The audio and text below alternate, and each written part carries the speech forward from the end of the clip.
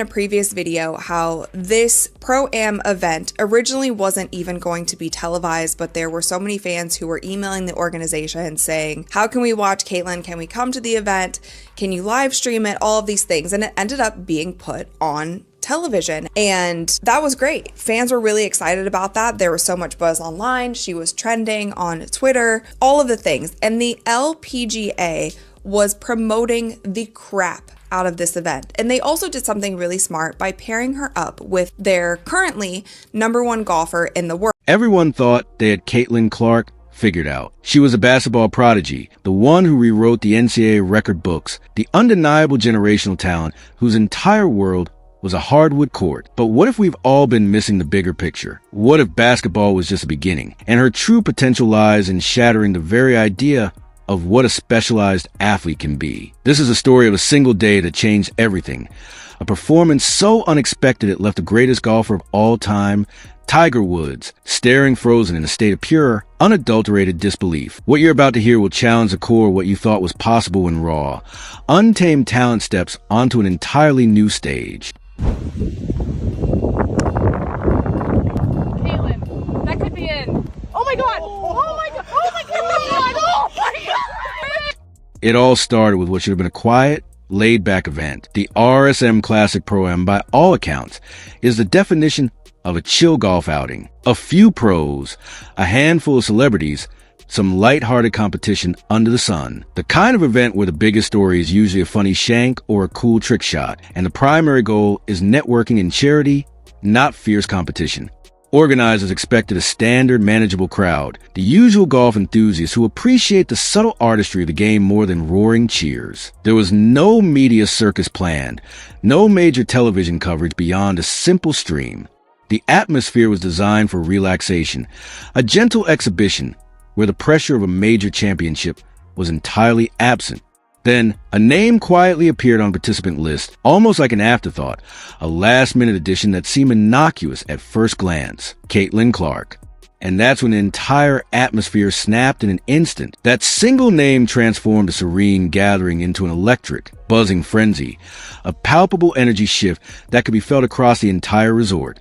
Next on the tee, Caitlin Clark.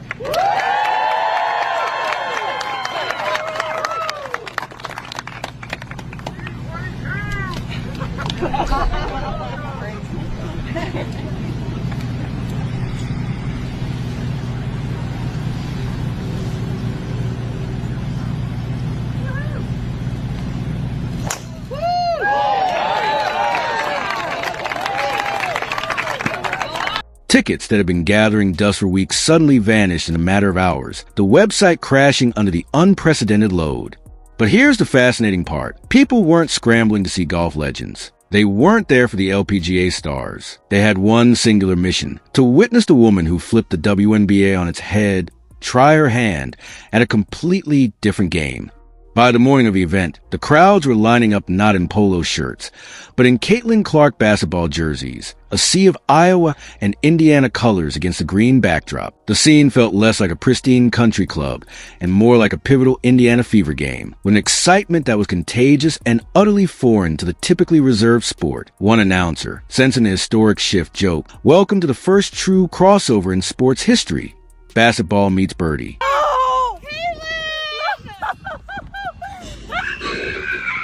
Wow. Are we sure it didn't go in? I'm nervous. Is this it? Is this like a, we're good? We're gonna call this a birdie? I don't think so.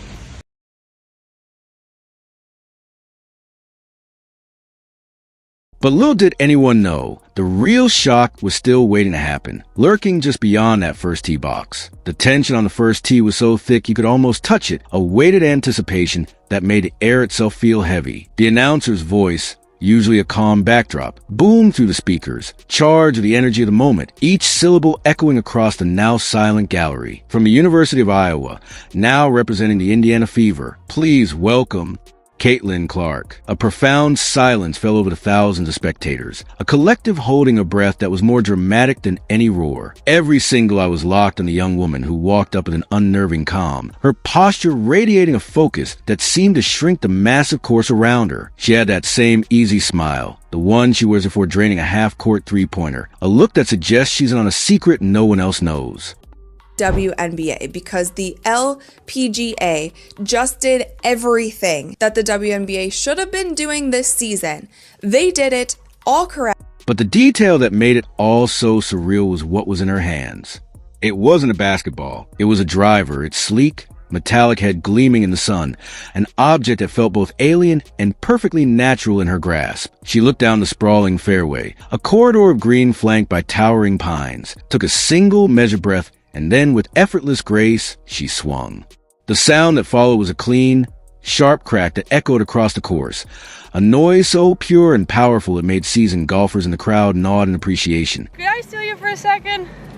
I don't think I'll have bigger, I can't say bad stuff on TV, but badasses. It was a sound of perfect contact, a golfer's holy grail. The golf ball didn't just fly, it soared, as if guided by an invisible force, a white speck climbing against the blue sky before arcing perfectly and landing a staggering 270 yards down the center of the fairway. The crowd erupted, a mix of cheers and pure disbelief, the silence breaking into a wave of astonishment. And in the midst of it all, Tiger Woods, a man who had seen every perfect swing imaginable, raised his eyebrows and chuckled, uttering words that would instantly become legend. That's the best first swing I've ever seen from a non-pro. An endorsement from the king himself, a statement that carried more weight than any trophy. But that was just the first spark, a mere hint of the inferno that was to come. The explosion was coming, and it was going to be digital, the internet, as it always does. Went absolutely insane, transforming from a platform of scattered conversations into a unified chorus of shock. The world of sports media scrambled, tearing up their pre-written scripts about relaxed celebrity outings,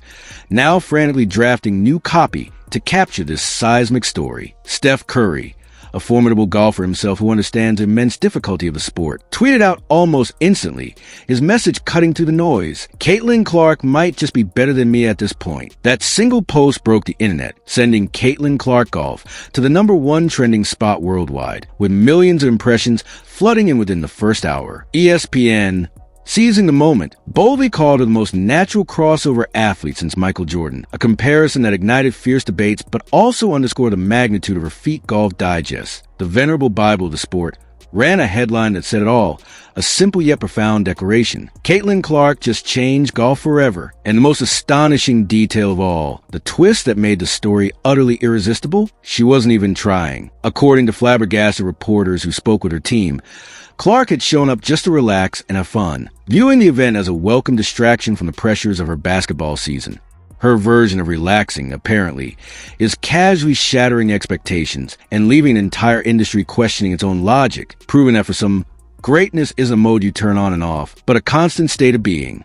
If you're amazed by what she can do outside her sport, hit that like button. It lets us know we should dive deeper into stories like this. Stories that challenge the very boundaries of athletic potential. But while the golf world was celebrating, a curious and deafening silence began to echo from a very specific corner, a void of noise that was as telling as any explosion. Remember those WNBA names that were constantly in the headlines alongside Clark all season? The voices that seemed to have a perpetual commentary on her rise, her fame, and her impact? The very players who had so much to say about her, both on and off the record? Suddenly, Chindi Carter, Angel Reese, and others seem to have their vocal cords removed, their normally very active social media feeds falling into a bizarre, synchronized quiet. Not a single tweet, not a congratulatory post, not even a vague, indirect mention. Nothing. The same individuals who had something to say about her receiving attention, about the narrative surrounding her rookie year, were now mysteriously quiet when she was making history in a different arena, achieving something no other basketball player had ever done. Fans were quick to pounce, their digital sleuthing highlighting the stark contrast between the golf world's embrace and the basketball world's silence. One commenter sarcastically wrote, "Funny how Caitlin's breaking records and all her rivals turn into ghosts," while another pointed out they had time to throw shade all year, but no time to say congrats when it doesn't involve them. That silence, in its own way, was louder than any roar of the crowd. It spoke volumes about a rivalry that extended far beyond the basketball court, hinting at insecurities and tensions that a golf course thousands of miles away had somehow managed to expose. Meanwhile, the professional golf circuit offered a starkly different and far warmer reception, rolling out the green carpet in a way that felt genuinely welcoming. Nelly Korda, the #1 ranked player in the world and a superstar in her own right, made a point to seek Clark out after a round, not for a photo op, but for a genuine private conversation. Her simple, powerful words, "You belong here," offer a validation that transcended sports, a message of inclusion from one elite athlete to another. Another star, Maria Fassi, echoed this sentiment, telling reporters with palpable excitement, "Caitlin's energy is pure. She brings something we've been missing, a fresh excitement that's contagious." This was a fundamental difference laid bare for the entire world to see.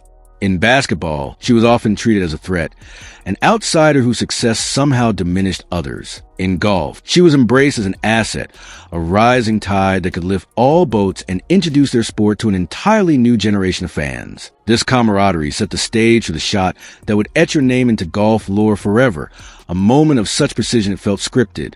On the dawning par for a 7th hole, a monster challenge that consistently trips up even seasoned PGA pros with its narrow fairway and treacherous bunkering. Clark didn't play it safe. She never does. She unleashed another swing, a flawless replication of her powerful, smooth motion, the ball flying with a magnetic pull toward the flag, drawing gasps as it tracked its target with an almost supernatural accuracy. It landed, took 2 soft bounces, rolled gently, and stopped mere inches from the cup, a tap-in birdie that defied all logic. The chaos that erupted was pure magic, a celebration of witnessed excellence. She would finish around an unbelievable 13 under par, completely obliterating the previous Pro-Am record, a score that would be impressive for a touring professional, let alone a crossover athlete.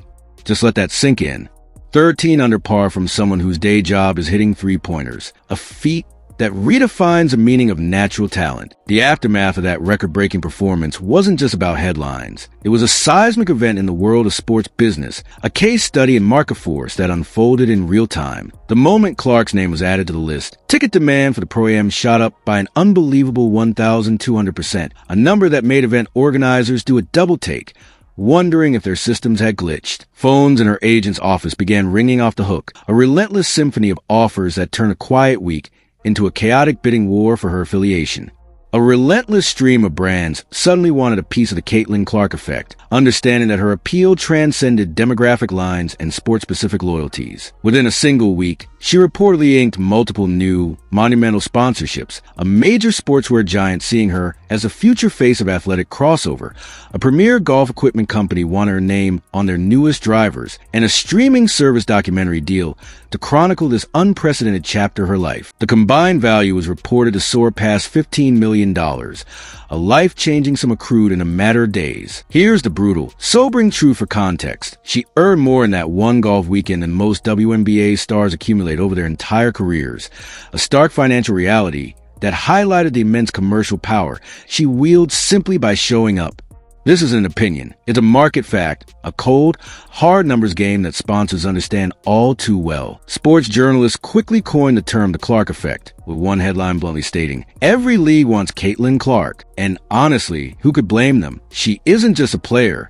She's an economy. Amidst a whirlwind of adoration and criticism, Caitlin Clark's response was a masterclass in composure, a lesson in how to navigate unprecedented fame with grace and focus. When asked directly by a reporter about the conspicuous silence from her WNBA peers, she didn't bristle. She didn't offer a cryptic clapback. She simply smiled, an unwavering and self-assured look that conveyed more than any lengthy statement ever could. She said, "I'm focused on what makes me happy, that's competing, no matter what sport it is. The outside noise doesn't distract me from why I do this." It was confident, cool, and perfectly dismissive of the drama, reframing the narrative entirely around her love for the game, rather than petty interpersonal conflicts.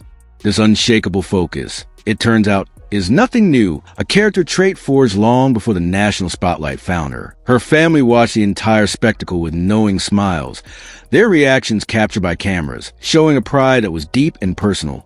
Not surprised. Her mother, brimming with pride, told a reporter, "Every time she picks up something new, she gives her heart to it. We've seen that determination since she was a little girl, whether it was basketball, softball, or now this." Her father, with a chuckle that said it all, a look of affectionate familiarity, added, "We stopped being surprised a long time ago. This is just who she is." The world was in shock, but her family wasn't. They had always known the depth of the talent they were raising, the relentless drive that turned hobbies into headlines and casual outings into cultural moments. Then came the ultimate validation, a nod from a legend who rarely gives them, the kind of endorsement that can't be bought or manufactured. The next day, Tiger Woods was asked about Clark's performance in a press conference, and instead of canned, polite response, he offered a rare, genuine smile, a flicker of real admiration in his eyes. He said it reminded him of his own breakthrough, that intangible feeling of confidence, precision, and no fear. She has it. But it went further than a public compliment, venturing into the realm of legend. Grainy, long-lens photos emerged on social media, showing Woods and Clark in a deep, private conversation away from the press scrum, their body language suggesting an easy, mutual respect. Sources close to the situation then claimed Woods had offered her a private training session at his exclusive golf course, an almost unheard-of gesture from the intensely private icon, who is notoriously selective about his inner circle. This wasn't just a compliment. It was an invitation into golf's most exclusive inner circle, a passing the torch in a way no one could have predicted. The aftershocks were still spreading, fundamentally changing the landscape of what her future could hold. Naturally, the internet erupted with jokes and speculation. If Caitlin joins the LPGA, Tiger better start checking his records, one tweet quipped. But beneath the humor was a real phenomenon. Her fans are different. They cross sports and time zones. I've never watched women's golf before, but if Caitlin's playing I'm tuning in became a common sentiment. The ratings proved it. The broadcast of her Pro-Am appearance didn't just do well, it garnered higher viewership than most LPGA finals. Golf networks were pulling in prime-time traffic. One executive was overheard stating, "She's not a guest, she's the main event." And he was absolutely right. So what does it all mean? From that very first effortless swing, it became clear that we had only seen a fraction of Caitlin Clark's potential. The mystery of her true athletic genius has not just been solved, it's been completely redefined. This isn't a story about a basketball player who's good at golf. This is a story about a transcendent talent who effortlessly steps into new arenas and makes them her own. Her impact isn't confined by a shot clock or a par score. She elevates everything she touches, injecting it with energy and relevance that captivates the world. She doesn't just chase moments, the moments gravitate toward her. We are witnessing a fundamental challenge to the entire model of modern athletic specialization, a system that tells athletes to hone one skill in a narrow lane. Clark's success boldly suggests that raw, adaptable competitive genius might be the ultimate currency, a talent so pure it can be translated across different codes of sport. She forces us to ask if we've been limiting our stars by putting them in boxes too early. Her journey prompts a bigger question about the very nature of greatness. Is it about perfecting one thing, or about possessing a foundational excellence that can be applied to anything? Caitlin Clark is more than an athlete. She is a cultural force, a phenomenon whose story is forcing us to tear up the old rulebook on what's possible. She is a living argument for the power of confidence and the allure of the unpredictable. So what do you think? Is multi-sport mastery the future? Or is she simply a once-in-a-generation anomaly? And if she wanted to, which sport do you believe Caitlin Clark could dominate next? Could her hand-eye coordination and fierce mentality translate to the tennis court?